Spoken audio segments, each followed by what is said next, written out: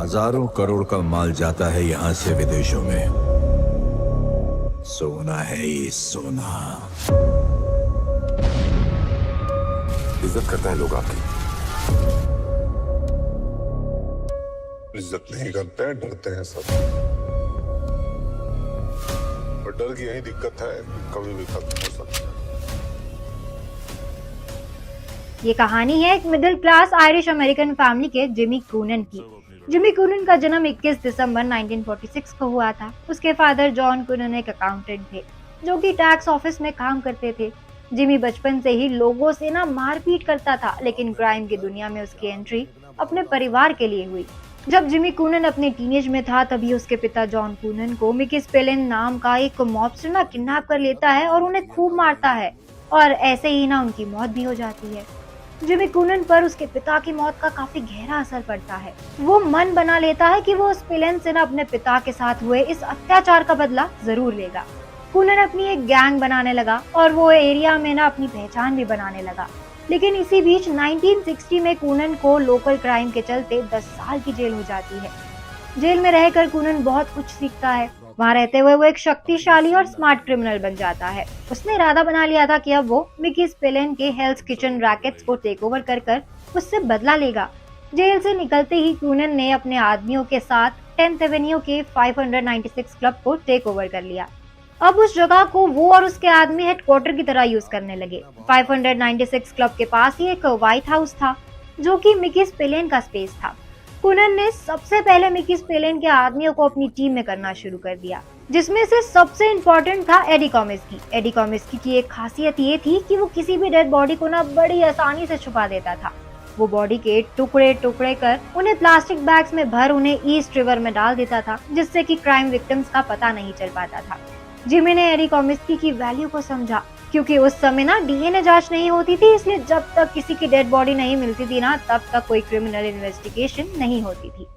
Jimmy कूनन को पता था कि एडी कॉमिस्की उसके लिए बहुत प्रॉफिटेबल होगा।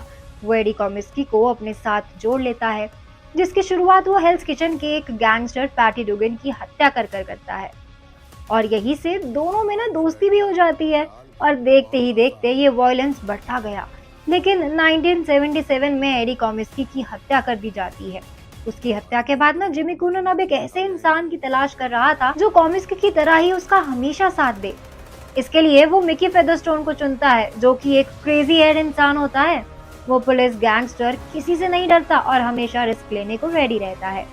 जिमी कूनन फेदरस्टोन के पास जाता है और उसे कहता है कि अगर तुम अपनी लाइफ को रिस्क में डाल ही रहे हो तो इसको अपने एडवांटेज के लिए यूज करो, जिससे कि तुम्हारा बेनिफिट भी हो सके। जिमी कूनन की बात मान लेता है। इस तरह से जिमी कूनन फेदरस्टोन को अपनी गैंग में शामिल कर लेता है और वो जिमी का राइट हैंड बन जाता है। वो हेल्थ किचन के वेस्टीज का फेस बन जाता है। फेदरस्टोन के साथ की वजह से जिमी कूनन ने वेस्ट साइड को टेक ओवर करने के लिए अपना मूव रखा, और एक एक करके वो अपने रास्ते में आने वाले सभी दुश्मनों को मारता गया। इसी तरह 1 साल के अंदर ही उसने अपने सबसे मेन राइवल मिकी स्पेलिन की भी हत्या कर दी। अब जिमी कूनन हेल्थ किचन में आयरिश मॉब का बॉस बन गया था, लेकिन इससे उसका मन नहीं भरा। उसे अब कुछ और भी करना था, जिसके लिए उसने ब्रुकलिन के माफिया ग्रुप के साथ अपने संबंध बनाने शुरू किए। कूनन ने गैम्बिनो फैमिली के साथ अलायंस बनाया और सभी इटालियंस के साथ सोशलाइज होना शुरू कर दिया। इसी तरह से एक आदमी रूबी स्टेन की नजर कूनन पर पड़ती है। रूबी स्टेन को loan shark to the start की तरह जाना जाता था।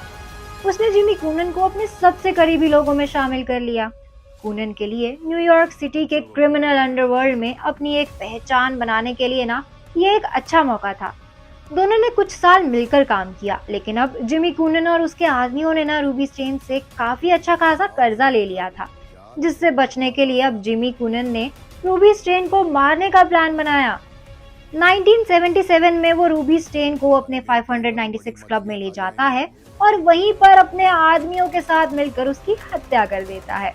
इसी हत्या में उसके साथ ब्रुकलिन के गैम्बिनो फैमिली के कुछ माफिया भी मौजूद थे। जैसा कि उसने एडी कॉमिस्की से सीखा था, वो उसी तरह से रूबी स्टेन की बॉडी को पार्ट्स में काटकर प्लास्टिक बैग्स में डालकर उन्हें नदी में फेंक देता है। लेकिन रूबी स्टेन के मर्डर में वो एक गलती कर देते हैं। जब उसकी बॉडी को काटकर नदी में फेंकते हैं तो रूबी के नीचे का शरीर क्वींस ऑफ रॉकवेल के बीच के तट पर आ जाता है। पुलिस उस टॉर्सो को देखकर ना ये पता लगाने में लग जाती है कि आखिर ये शरीर किसका है। कुछ समय बाद उन्हें अपेंडिसिटिस ऑपरेशन की वजह से ये पता चलता है कि ये जो बॉडी है ना वो रूबी की डेड बॉडी है। लेकिन पुलिस इस मर्डर को ना वेस्टीज के साथ ऑफिशियली लिंक नहीं कर पा रही थी। पुलिस अकेले नहीं थे जो इस हत्या के पीछे का राज जानना चाहते थे। उस समय का mafia boss Paul Castellano Jimmy Coonan के साथ बैठ के ना बात करना चाहता था। लेकिन जिमी कूनन को ना ये समझ नहीं आ रहा था कि इस बातचीत से एक नया रिश्ता बनेगा या फिर उसके मर्डर की कोई साजिश है ये। तो उसने प्लान बनाया कि जब वो पॉल कैस्टेलानो से मिलने जाएगा ना तो वेस्टीज के कुछ आदमियों को साथ भी लेकर जाएगा जो बाहर खड़े रहेंगे, और अगर उसे अपनी जान पे कुछ खतरा महसूस हुआ तो वो उन्हें कॉल कर वेस्टीज को अंदर बुला लेगा और वो अंदर आकर सब पर गोली चलाने लगेंगे। लेकिन मीटिंग के दौरान माफिया और वेस्टीज में ना एक अच्छा समझौता हुआ। इसी बीच जिमी कूनन फेदरस्टोन के साथ मिलकर वाइटी नाम के एक माफिया को ना एक क्लब के रेस्टरूम में मार देता है और उसके पैसे निकाल लेता है ताकि ये एक चोरी लगे। वो उसकी बॉडी को वहीं पर छोड़ देता है, जिससे कि उसने अपने खिलाफ इन्वेस्टिगेशन के बहुत सारे एविडेंस छोड़ दिए थे। पुलिस इस मर्डर की जांच करती है और जिमी कूनन और फेदरस्टोन को 5 साल की जेल हो जाती है। ये लोग जेल में थे ना तब भी बाहर चीजें नॉर्मल चल रही थी, क्योंकि अब जिमी कूनन की जगह उसकी वाइफ एडना काम संभाल रही थी और उसके साथ ही फेदरस्टोन की वाइफ भी काम देख रही थी। लेकिन दोनों के थॉट्स जो है ना वो मैच ना होने की वजह से दोनों में हर समय आर्ग्यूमेंट्स होने लगे थे। जब ये बात फेदरस्टोन को पता चली तो उसने ये डिसाइड किया कि जेल से बाहर निकलते ही वो एक अलग गैंग बना लेगा और अब जिमी कूनन के लिए काम नहीं करेगा। जेल से रिहा होने के बाद उसने ऐसा ही किया। जब वो जेल से रिहा हुआ तो उसने वेस्टीज को छोड़कर खुद के लिए काम करना शुरू कर दिया। ये बात वेस्टीज को बिल्कुल पसंद नहीं आ रही थी और उन्होंने जिमी कूनन से फेदरस्टोन को निकालने की बात कही। लेकिन जिमी कूनन जानता था कि अगर उसने ऐसे ही फेदरस्टोन को निकाल दिया तो बहुत बड़ी वॉर हो जाएगी, इसीलिए उसने उसे क्रिमिनल केस में फंसा दिया और उसे फिर से जेल हो गई। जिसके बाद फेदरस्टोन ने भी जेल में जाकर ना वेस्टीज के साथ धोखा किया और पुलिस के साथ मिल गया। उसने पुलिस को जिमी कूनन और वेस्टीज के बारे में ना सब कुछ बता दिया, जिसके बाद पुलिस एक एक करके सभी माफिया और जिमी कूनन के साथ साथ सभी माफिया और वेस्टीज के हर एक आदमी को पकड़ने लगी। इन्वेस्टिगेशन के बाद कोर्ट ने जिमी कूनन को 75 साल की सजा सुना दी और इसी के साथ उसके माफिया वर्ल्ड का ना अंत हो गया। और ऐसे ही एक बड़े माफिया की कहानी से इंस्पायर्ड होने वाली है KGF 3 की कहानी। और आपको ये कहानी कैसी लगी हमें कमेंट बॉक्स में जरूर बताएं। आज के लिए बस इतना ही। अब मैं पूर्णिमा लेती हूँ आप सभी से इजाजत। ये वीडियो पसंद आया हो तो इसको लाइक और शेयर करें, साथ ही सब्सक्राइब करना ना भूलें बॉलीग्राड स्टूडियोज को।